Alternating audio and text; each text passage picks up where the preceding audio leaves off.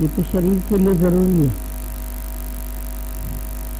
और सत्संग में भी कभी कभी आ जाती है नींद तो मन रिलैक्स हो जाता है ना थोड़ा, तो आ भी जाती है, कोई बात नहीं। लेकिन खाली वो नींद नहीं आए जो फिर से मन विषयों में और माया में और अज्ञान में भटक जाए। अज्ञान की नींद नहीं आनी चाहिए, उससे जाग जाओ। उससे जाग जाओगे तो फिर तो सुता जागे भी सो रहे हैं, सोते हुए भी जग रहे हैं। ज्ञानी तो सोता हुआ भी जग रहा है। नम्रतनी की इबादत, नींद भी जो है उसकी वो इबादत है। नींद में भी परमात्मा से जुड़ा हुआ है, गफलत में नहीं।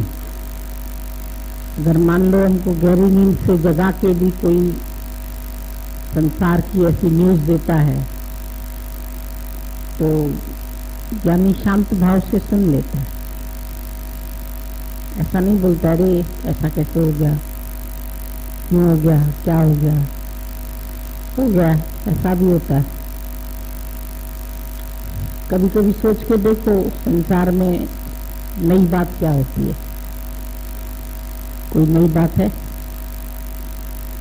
Nothing new. अभी जैसे हम बॉम्बे में थे एक बार, तो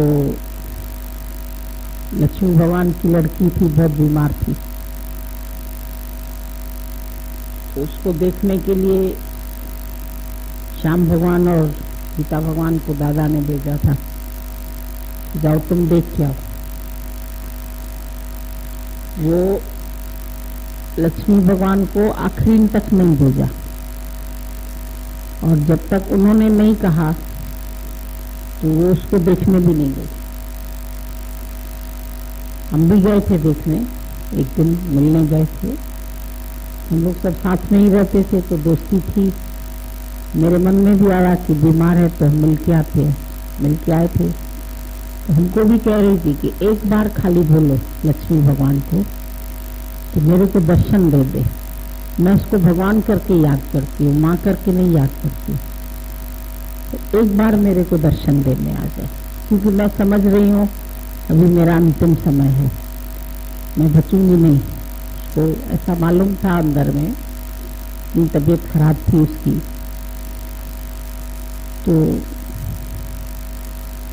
वो गए नहीं। हमने आके बताया भी, हमने कहा आपको ऐसे याद कर रही है और आप जाइए। बोला जाओ दादा को बताओ। हमने दादा को बताया, दादा हम गए थे और ऐसे ऐसे याद कर रही थी। दादा चुप रहे, कुछ बोले नहीं। फिर हम गए लक्ष्मी भगवान के कमरे में। हमने बोला कि आप जाएंगे, इसको मिलने जाएंगे, बहुत याद कर रही। बोली दादा ने क्या कहा? मैंने कहा दादा ने तो कुछ नहीं कहा, दादा तो चुप रहे। बोला बस तो ठीक है, तुम भी चुप रहो। शाम को बैठ गए, सत्संग करने लगे। मतलब हमने जो स्थिति देखी सामने की, कैसी स्थिति है कि सामने मृत्यु है, लड़की याद भी करती है और ऐसा भी बोल रही है कि मैं भगवान के भाव से याद कर रही हूँ, अभी तो कम से कम आ जाए। तो भी हमने देखा कि उसने अपने ऊपर गुरु को इतना रखा था कि अगर गुरु की तरफ से उसको आज्ञा नहीं मिली या उनको लगा नहीं कि इंस्ट्रक्शन है उसका, तो वो हिले भी नहीं, कुछ भी नहीं बोला। अच्छा तुम भी शांत रहो। हम भी शांत हो गए, कुछ बोले ही नहीं। फिर लास्ट पे भी जब, तब फोन घर में नहीं होता था, सामने किसी के घर में फोन आया और बोला कि उसकी तबीयत बहुत बिगड़ रही है, किसी को भेजिए। तो भी आके हमने बोला अभी तो बहुत हालत उसकी सीरियस है, अभी आप चले जाइए, वो बुला रही है आपको, याद कर रही है। फिर भी मुझे बोला दादा को बताओ जाके। फिर हमने दादा को बताया। कहते अच्छा ठीक है, अभी गीता को बुलाओ, गीता भगवान को बुलाया, बोले श्याम कहाँ है, उसको बुलाओ, दोनों को भेजा, बोला दोनों को भेज उसके पास। वो बॉम्बे सेंट्रल में रहती थी, उसकी ससुराल थी वहां पर। तो उन दोनों को भेज दिया, लेकिन ये दोनों नहीं गए। ऐसी कंडीशन सुन के भी जैसे घर में भगदड़ मच जाती है कि भाई एकदम सीरियस है, अभी जाना चाहिए, अभी ऐसा करना चाहिए, नहीं गए। फिर रात हो गई बहुत, लौटे भी नहीं। तो हम इंतजार कर रहे थे कि अभी लौटे नहीं, शाम से गए हुए हैं उधर। तो आधी रात के टाइम में वो लौट के आए और जैसे ही दरवाजा बल बजी, लक्ष्मी भगवान ही उठे, उठ के खोला दरवाजा। उन्होंने बोला भाई उसका शरीर शांत हो गया। बोला अच्छा ठीक है, ऐसे ही बोला बस ठीक है। अंदर आए, आके सो गए। उनको बोला तुम भी सो जाओ। सब सो गए चुप करके, और हम बैठे देख रहे थे। हमने बोला ऐसी हालत हो जाएगी, डेथ हो गई, वो खत्म हो गई। उन्होंने बताया भी आके, और ये भी सो गए, वो भी सो गए। यहाँ तो कोई ब्रह्मज्ञानी को जैसे फर्क ही नहीं पड़ता, क्या भी हो जाए। इकलौती लड़की थी, कोई और भी नहीं था इश्यू, कोई बेटा बेटी भी नहीं कि भाई दूसरा कोई संभालने वाला हो। फिर सुबह हुई, जैसे सत्संग होता था 7 बजे से, ऐसे सत्संग शुरू हो गया। फिर कोई बात नहीं, कोई हलचल नहीं। फिर 9 पता नहीं 10 बजा तो गीता भगवान उठे, दादा को बोला कि दादा और अभी जाना है। दादा बोले कहाँ जाना है? बोला चंद्रा के पास जाना है। उसका नाम चंद्रा था, लड़की का, उसके पास जाना है। बोला चंद्रा है कहाँ? चंद्रा है क्या? तो बस इतनी बात हुई, वो भी समझ गए जब वो है ही नहीं तो किसके पास जाना है। वो भी चुप करके थे, सत्संग में बैठ गए। तो सत्संग पूरा हो गया, लोग नीचे उतरे। नीचे उतरे तो और लोग जो मिले उनसे, लोगों से बोले ऊपर तो आज रोना पिटना होगा। क्या हुआ, रोना पिटना क्यों होगा? बोला तुम लोगों को कुछ पता नहीं है? बोला नहीं, ऊपर तो कोई बात ही नहीं थी, क्या पता था? बोला उनकी लड़की मर गई, तुम लोगों को पता नहीं है?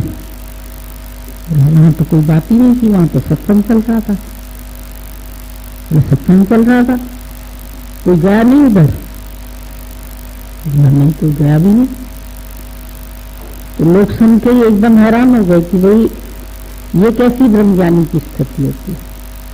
हम लोग तो खाली चुपचाप देखते रहते थे, बोल भी नहीं सकते थे कुछ। तो इंटरफेयर थोड़ी करना है, वो जैसे भी करे, जैसे भी चले। तो हम लोग देखते थे कि भाई ब्रह्मज्ञानी के सामने खाली ये बोलने की बात नहीं होती है, लेकिन कैसे मृत्यु जैसे भयानक बात भी सामने आई और उनका मन एकदम शांत था, कोई हलचल भी नहीं हुई।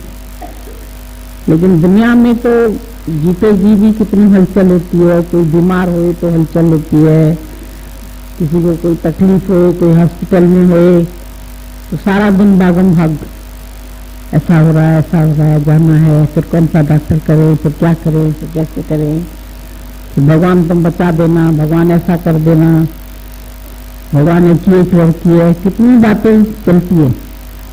तो हमारे ही सामने एक माई ने आके कहा लक्ष्मी भगवान को, बोला आपको अच्छा लगा होगा कि जिसकी वस्तु किस आगे रखे प्रभु की आज्ञा माने माथे, आप इसीलिए शांत है। बोले वस्तु थी कहाँ? वस्तु थी भी क्या? वस्तु ही नहीं थी। कैसी स्थिति है, ये वस्तु ही नहीं थी, ये कुछ था क्या? कुछ हुआ भी है क्या? फिर लंच था, कहीं तो लंच खाने चले गए। लोगों ने बोला आज तो कम से कम लंच कैंसिल करेंगे, कहीं खाना खाने के लिए जा रहे। तो माई लड़ पड़ी हमसे, बोलती खाना वाना काय का बनाओगी आज। हम पहुंच गए, हमने खाना बनाना, कहती खाना बनाना काय का खाना बनाना है। हमने कहा आ रहे ना अभी ज्यादा लक्ष्मी। बोला आ रहे, दिमाग तो नहीं खराब है, अभी क्या करेंगे यहाँ के, उनकी लड़की मर गई वो यहाँ आएगी। हम नहीं जानते कुछ भी, हमको जो ऑर्डर मिला है हम तो चले आए इधर। हमको बोला जाओ उधर वार्डन रोड पे आज सत्संग है, उधर चलो। बृहस्पति को रोज वहां होता था सत्संग, खाना भी होता था, सत्संग भी होता, हर खर्च जो होता था। हम पहुंच गए, माई कहीं से हमको दाल भी ना निकालने दे, चावल ना निकालने दे, खाना ही ना बनाने दे। हमने बोला ये हमें मेहरबानी करो बनाने दो, बाकी वो आएंगे तो उनसे तुम लड़ लेना, जो भी करना हो तुम्हें, हमसे मत लड़ो। तो तुम रहती हो दिन रात वहां, तुम्हें नहीं मालूम है? बोले हमें सिर्फ ये मालूम है कि वो लोग आ रहे हैं, हमें और कुछ नहीं मालूम। तो ये है जागृत, जैसे बोल रही है ना भाई जागा हुआ। तो जागा हुआ मतलब कैसी भी न्यूज सुन के ज्ञानी जागा हुआ है आत्मा में, उसके अंदर हलचल नहीं पैदा होती है। लेकिन अज्ञानी व्यक्ति के अंदर कैसे थोड़ी थोड़ी बात में हलचल पैदा हो जाती है। अभी कुछ होता भी नहीं है तो उससे पहले ही तुम सोच लेते हो तो मर जाएगा, फिर ऐसा हो जाएगा, फिर भगवान क्या होगा, फिर ऐसा करना, फिर ऐसा करना, फिर अच्छा हम ये संकल्प रखें, अच्छा फिर हम ऐसा करें। तो ज्ञानी तो जीते जी अपनी दुनिया का नाश करके बैठा है, अपनी दुनिया को जला के, महफिल को तेरी सजा के। तो वो अपनी मैं और मेरे की दुनिया को जला के बैठा। हम लोग बैठे हैं पर मैं मेरे में। फिर हम कहेंगे अच्छा हम सेवा भी करते हैं तो निरासक्त भाव से कर रहे हैं, निरासक्त भाव से भी कर तो रहे हैं ना, बैठे तो है, अटैचमेंट तो है ना उनके साथ। अनअटैच्ड काम हुए अंदर से, जैसे उनकी स्थिति देखी कि कैसे वो अनअटैच्ड होकर के रहे। अब कई लोगों के मन में सवाल उठता है तो क्या जाना नहीं चाहिए? अब ये कोई एक रूल या कानून नहीं है, लेकिन ये भी ऐसी ऊंची भी कोई स्थिति बना सके। कई लोग सोचते हैं कि ज्ञानी क्या इतना वो बेरहम होता है, उसके अंदर में रहम ही नहीं आता है, पर अंदरूनी उनका क्या होता है कि वो फिर से रिश्ते रखेंगे। अब जैसे रिश्ता ही नहीं है, बात ही नहीं है, खत्म हो गई, उसी दिन से ही खत्म हो गई। न वो समझी आए, न समझाने वाले आए, न कुछ करना पड़ा, न देना पड़ा, न लेना पड़ा। नहीं तो मरने में भी देना लेना करना, आना जाना, बहुत कुछ होता है। चौथा है, आज तेरवा है, आज फलाना है, बहुत सारी बातें होती है। वो सब बातों से ही छूट गए। शादी में ही नहीं खड़े हुए, न माई नहीं तो शादी में क्यों खड़ी है? तो दामाद को ही कभी ऊपर नहीं बुलाया, हमने नहीं देखा कि कभी एक प्लेट बना के भी सामने उनके खाना रखा या नाश्ता रखा या चाय रखी। वो नीचे खड़ा होता था, उसको कभी मिलना भी होता था लड़की को तो उसको बोलते थे अकेले आना तुम ऊपर, उसको नहीं लेके आना साथी, मेरा कोई मतलब नहीं है उससे। तो अकेले आती थी मिलने, पर उसको ऊपर भी नहीं बुलाया। तो हमने एक दिन पूछा, हमने बोला अब जब सब में भगवान देखते हो तो फिर इसमें क्यों नहीं देखते? इसमें भगवान नहीं देखते? बोला तुम नहीं समझोगे ये बात, ये फिर अधिकार भावना रखेगा मेरे। जब ये मेरी सास है, ये घर तुम लोगों का है ना, फिर इस घर पे वो अधिकार रखेगा कि मेरी सास का घर है तो अब ये मेरा हो गया। तो ये हमको सत्संग भी नहीं करने देगा यहाँ पे, वो रिश्ता रखेगा। हम तो नहीं रखेंगे रिश्ता, पर वो तो रखेगा, वो तो मेरा समझेगा, वो तो हक रखेगा। तो ज्ञानी का तो डबल त्याग होता है, न मैं उनसे रिश्ता रखूं न वो मेरे से रिश्ता रखे। न मेरा उसके ऊपर हक है कि वो मेरा दामाद है, नहीं वो मेरे ऊपर हक रखेगा कि वो मेरी सास है। तो कभी शक्ल ही नहीं देखी तो है कौन? इतना ज्ञानी दुनिया से अनकंसर्न होके रहता है। आज हम इतना ऊंचा आदर्श देखते हैं तो कहीं तो हम भी वो आकाश तक तीर लगाता तो तुम पहाड़ तक तो लगाओ, अंदर से इतने अनकंसर्न होके दिखाओ।